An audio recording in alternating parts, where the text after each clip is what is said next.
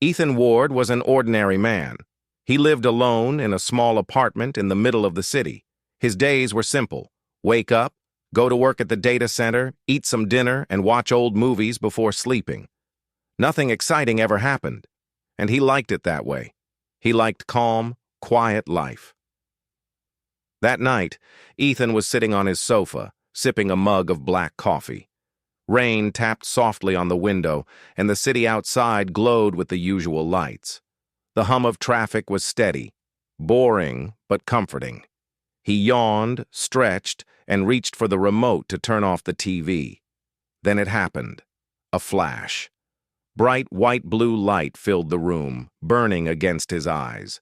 He dropped the mug, and coffee spilled on the carpet. The air felt heavy, charged with energy. A strange humming filled the room, vibrating through his bones. And then she appeared. Ethan froze. A woman stood in the middle of his living room. She was not like any human he had seen. Her skin shimmered like silver metal in the light. Her eyes glowed faintly like twin moons. Her hair moved slightly, though there was no wind. She wore armor that looked both alien and regal, scratched and torn as if she had been through battles no human could imagine. She looked directly at him and spoke in perfect English. "I've been looking for you for years, human."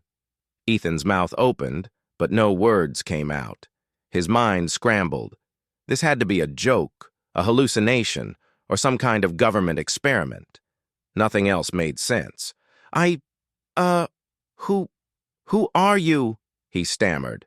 The woman stumbled forward and collapsed on the floor. Ethan rushed to her side instinctively. She was heavy, but not too heavy. Her breathing was shallow, and her body glowed faintly. He took a deep breath. Okay. First, stay calm, just stay calm." He glanced around his apartment. His neighbors were asleep, and the rain outside still fell softly. No one would believe this. She moaned softly. "Ethan, please, I need your help." Ethan's heart pounded. He had no idea why, but something about her voice made him trust her instantly. He grabbed his coat and helped her sit on the sofa. He went to the kitchen and grabbed a towel, pressing it gently against a cut on her shoulder that seemed to glow faintly. "Who are you? What's happening?" he asked. "My name is Saria," she whispered. I come from far away, from another world." Ethan laughed nervously. "Yeah, right.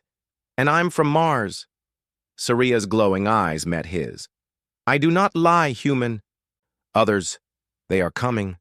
You are in danger." Ethan's stomach sank. Danger?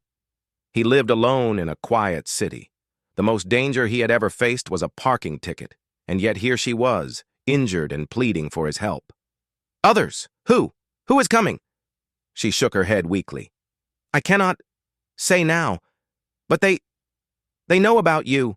You must come with me. You are important, very important." Ethan felt a chill. "Important? I'm just a guy who works with computers."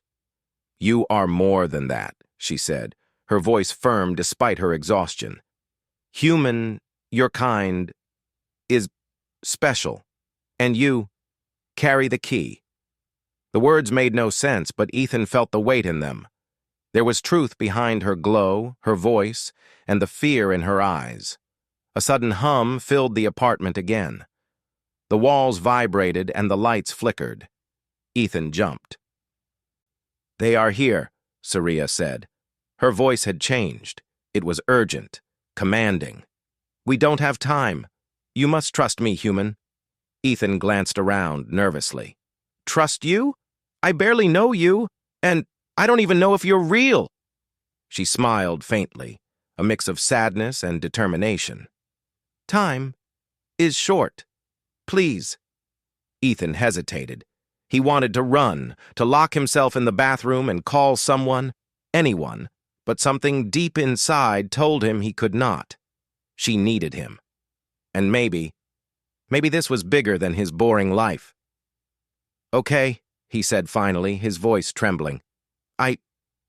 I'll help, but you have to tell me what to do. Saria's eyes softened. Thank you, human. We must leave. Now. Before Ethan could ask how, a strange device appeared in her hand. A small sphere of light floated above her palm, rotating slowly, humming with energy. The room shimmered around them, and the furniture blurred as if reality itself was bending. Hold my hand, she said. It will be quick. It may hurt at first, but it will be over in an instant. Ethan's rational mind screamed at him. Hold the glowing thing? Are you insane? Please, she said softly. I have searched the galaxy for you. This is the only way. Something in her voice made him stop. He reached out, hesitantly touching her hand. The sphere's light expanded, enveloping them both. Ethan felt his body being lifted, pulled, stretched. And then suddenly, everything went black. When he opened his eyes, he was no longer in his apartment. He was standing in a strange place. The sky was not blue. It shimmered with purples and greens. Strange towers floated in the distance, connected by glowing bridges of light. The ground beneath him was smooth, like glass, and yet firm.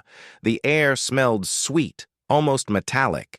Saria stood beside him, looking strong again, though her armor was still scratched. She turned to him. You are safe. For now, she said, but we cannot stay here long. They will follow. Ethan looked around, completely speechless. Where are we? Far from Earth, she said. Many light years away. Welcome to the Lumaran Vanguard outpost. Ethan's mind raced. He had left his small, boring life behind. In an instant, he had been pulled into something enormous, something he could barely understand. And yet, he felt alive. More alive than ever. He looked at Saria. Why me? Why am I so important? She hesitated, then said, Because human, you carry something no other species can, something we need to save the galaxy. But you do not know it yet. Ethan swallowed hard.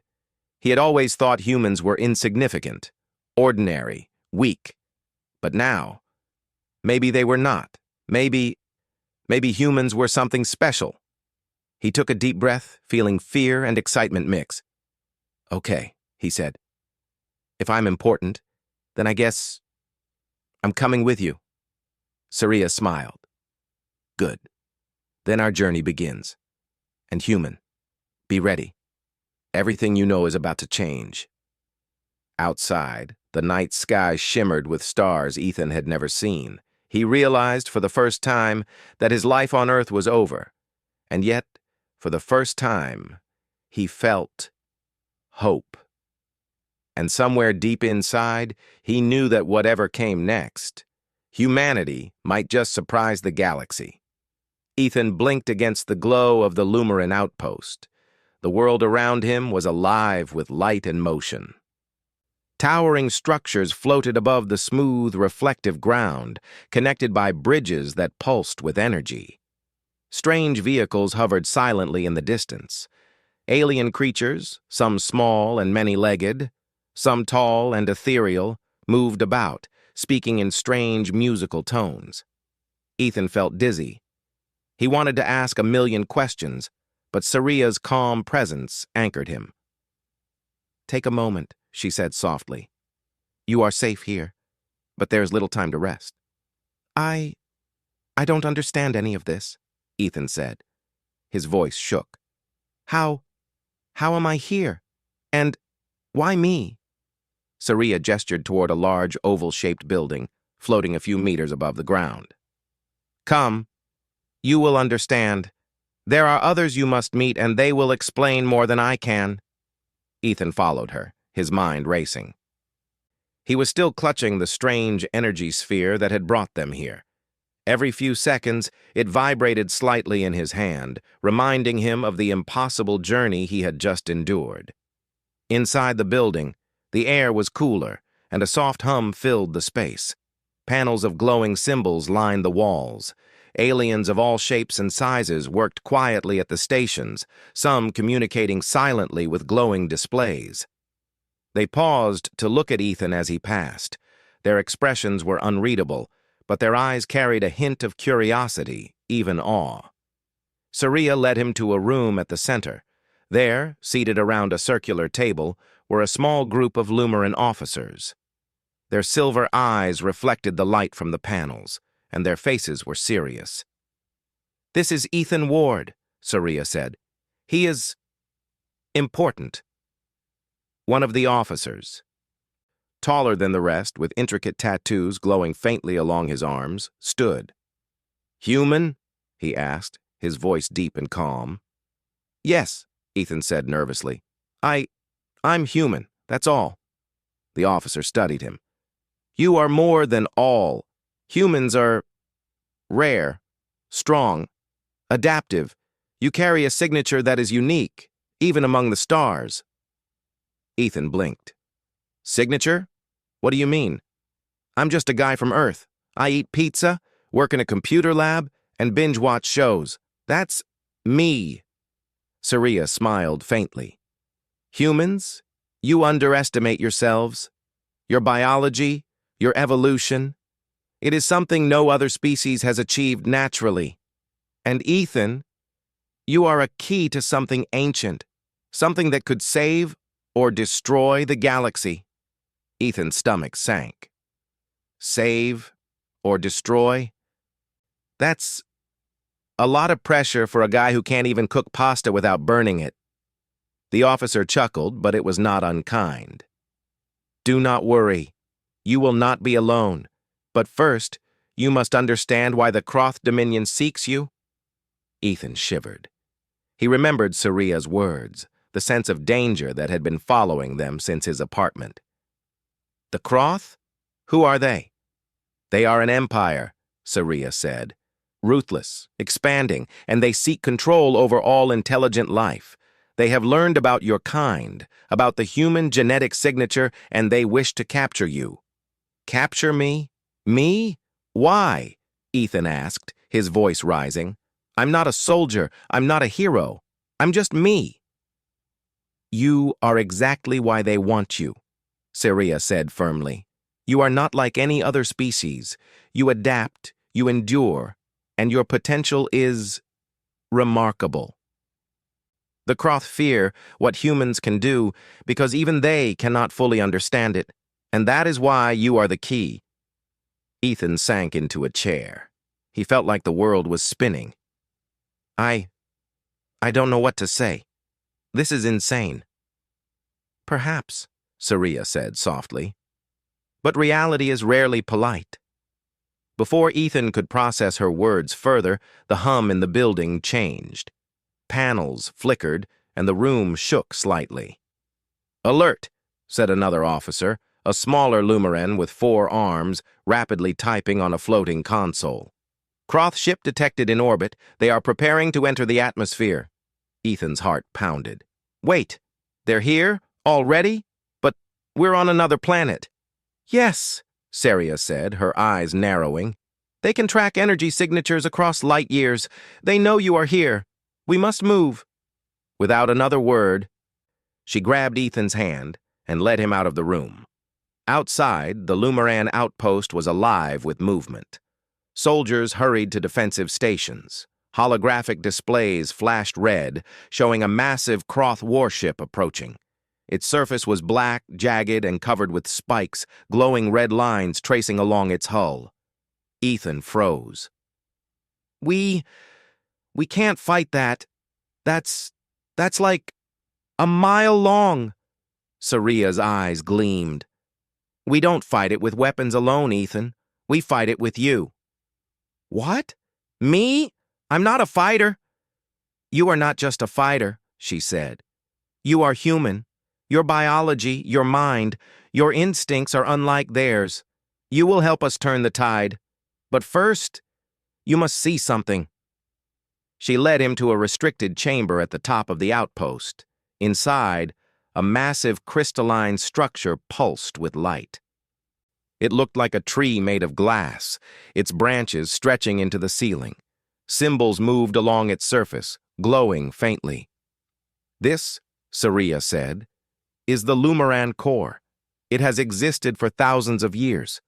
Only a human can activate it fully." Ethan stared. "Activate it? Me? How can I do that?" "You do not yet know," she said, "but your presence alone has begun to awaken it. You have something in your DNA that resonates with the core. When the Croth come, you will need to help us, or all of this will fall." Ethan felt his hand shake. He had never imagined his life could lead to anything like this. He thought of his small apartment, his quiet, boring life, and now he was here, facing aliens, warships, and a responsibility he did not understand. Why me?" he whispered. "Because," Saria said, placing a hand on his shoulder, "humans are extraordinary. Your species survives against impossible odds. Your species adapts, and you are the most extraordinary of all. That is why I have searched for you for years."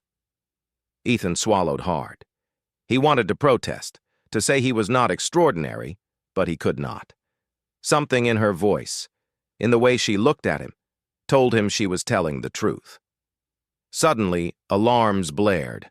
Red lights flashed. Ethan and Saria ran to a balcony overlooking the city-like outpost. The Croth warship had descended into the atmosphere. Its weapons glowed with red energy. Smaller ships launched, flying toward the outpost like deadly swarms. Saria drew a glowing blade from her armor. "Ethan," she said, "you must stay close. They will try to capture you first. I cannot let them." Ethan's mind raced. "Stay close? I don't even know how to use whatever that is." "Do not worry about the sword," she said. "Worry about being human. That alone may save us." The first Croth fighter burst through the clouds, firing beams of energy. Lumaran defenses returned fire, and the sky filled with streaks of light and explosions. Ethan ducked instinctively, following Saria as she moved with grace and precision, deflecting blasts with her blade. Then, instinctively, Ethan felt something deep inside. His heart pounded, and his mind focused. His hands reached toward a control panel nearby, a simple console he did not understand. And as he touched it, the core reacted. Light pulsed through the crystalline structure, flowing down into the outpost. Weapons recalibrated, shields rose higher, and the Croth fighters were thrown back by a sudden wave of energy. Saria's eyes widened. "Incredible! Ethan, you did it! You are the key!" Ethan stumbled back, overwhelmed. I don't even know what I did." "You do not need to know," Saria said. "You just need to be human."